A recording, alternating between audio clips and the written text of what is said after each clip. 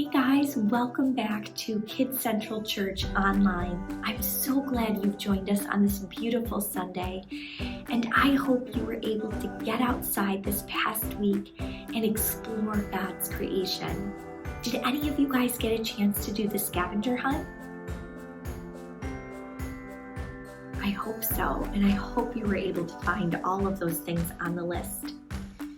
So today we're going to start off with our verse, but I have something a little bit different this time.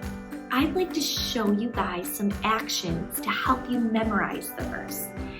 These actions are sign language, so I'll be learning it along with you guys. We'll do it a couple times. All right, let's get started. I am the way and the truth and the life.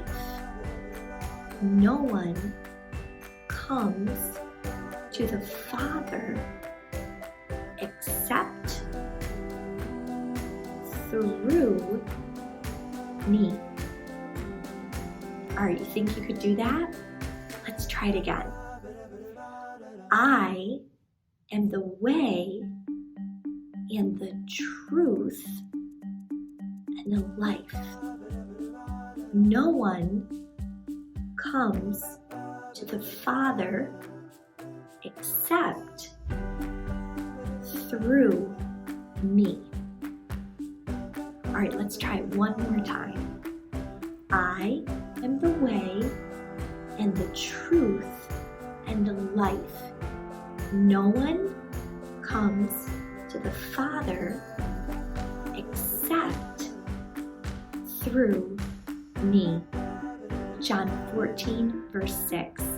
Great job, you guys.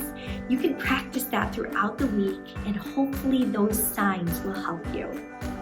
I'll be posting the song that I've been sharing each week at the end of this video, so make sure you listen along and get up, like I always say, dance around, and let those words sink in. All right, so today we're going to dive into another big idea.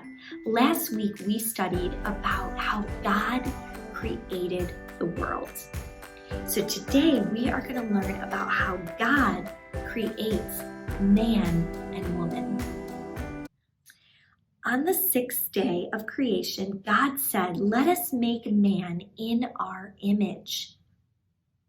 This is special because out of all of God's creation, only human beings were made in the image of God. Did you guys know that? You are made in the image of God. God formed the first human being, a man, out of the dust of the ground. Then God breathed into him, and the man came alive. God called the man Adam.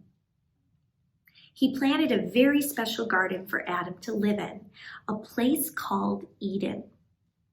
The garden was beautiful with rivers and trees. There was one special tree called the tree of life, and another tree was called the tree of knowledge of good and evil. God told Adam to take care of the garden, and he spent time with him there. God told Adam he could eat from every tree that grew in the garden except for one. If Adam ate from the tree of the knowledge of good and evil, he would die. Let's stop there for a moment. I see two things that were already mentioned in our story today that make us as humans unique or different from being an animal. First, we were made in the image of God. That means we were designed by God to carry and live out His character. The second is that God gave us work to do. He gave Adam the work of tending to the garden, to watching over it and making sure it was well in the garden. Do you know God has given us work to do, to live and to create, and to do all of that for Him? But God wasn't finished creating yet. God said, "It is not good that man should be alone. I will make him a helper fit for him." Adam needed someone like him to be his best friend, his helper, and his partner. God brought all kinds of animals for Adam to name, but none of them were like Adam to be his helper. So God caused Adam to fall into a deep sleep. While Adam was sleeping, God took out one of his ribs and formed it into a woman. This means that the woman was made from Adam's body. They couldn't be closer, yet they were different from each other too. So let's stop right there. God designed humans to be in relationship with each other. He made a woman for Adam, a woman that could be his best friend and someone to help him in life. When Adam woke up and saw the woman, he was very happy. Now he wasn't alone any longer. Finally, he had a helper and a friend. Adam called her woman because she was made from his own body. Together they became the very first married couple. God blessed them and told them to fill the whole earth with their children and to rule over the rest of God's creation. God gave them the green plants and the fruits of the trees for food. Then God looked at all that he created and saw that it was very good. Everything God created was perfect, including the first man and the first woman.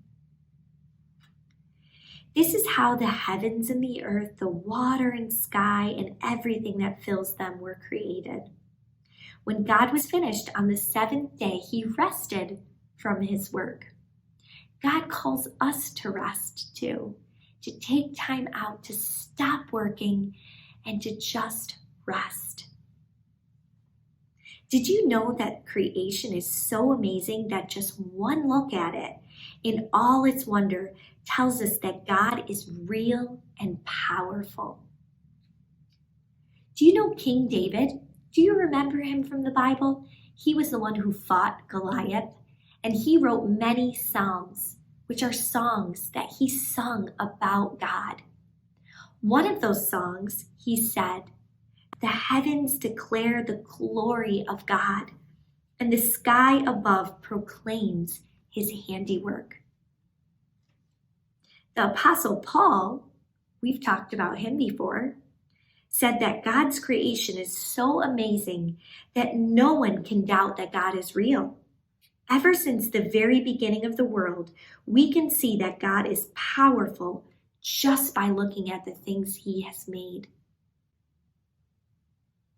All of creation reflects God's glory and its beauty, but human beings are actually created in God's image. This means that people are the only creatures who can live and act like God. We can read God's word and speak God's word and pray to our God.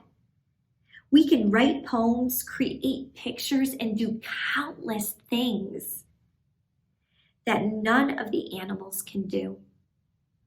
But the most important thing that makes us different from animals is that we can be in a relationship with our God as a son or daughter.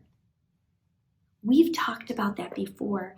When we rest our faith, our hope, our belief in Jesus, we are united with our God who created us as a son or a daughter of his. We can talk to him. He works in our lives through the gifts and the talents he's given us to display his character and how glorious he really is. So I want you guys to think about this week. What gifts and talents do you have? God has created all of us and given us unique gifts and talents. Maybe you love to cook and bake and are really good at it, or draw and paint pictures. Maybe you're really good at a sport, or you're good at writing. Tell telling stories. Maybe you play an instrument. Whatever your talent is, I'd like you to think about that and how God gave you that gift. He gave you that gift so you could share it with others.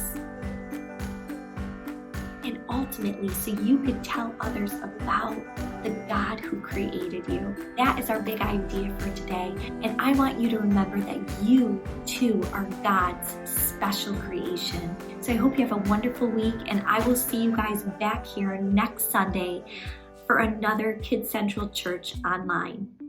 Don't forget to look at the activities or announcements that I will be posting with this video. All right, guys, take care.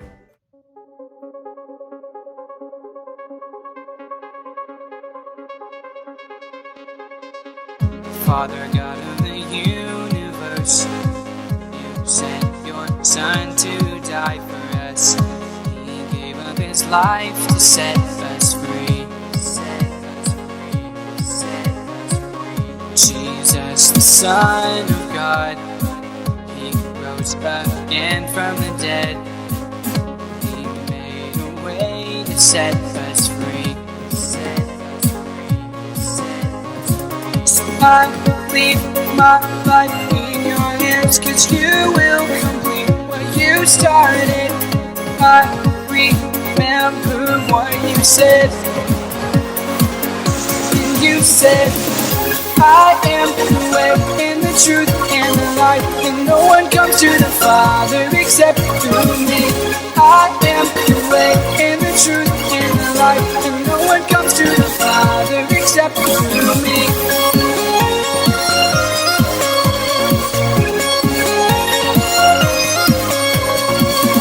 Father God of the universe, you sent your Son to die for us. His life to set us free.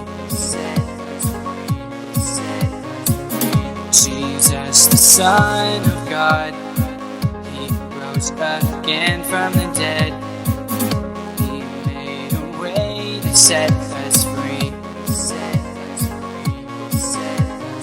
So I leave my life in your hands, 'cause you will complete what you started.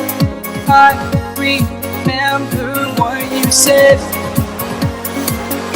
And you said, I am the way and the truth and the life, and no one comes to the Father except through me. I am the way and the truth and the life, and no one comes to the Father except through me. I am the way and the truth and the life, and no one comes to the Father except through me.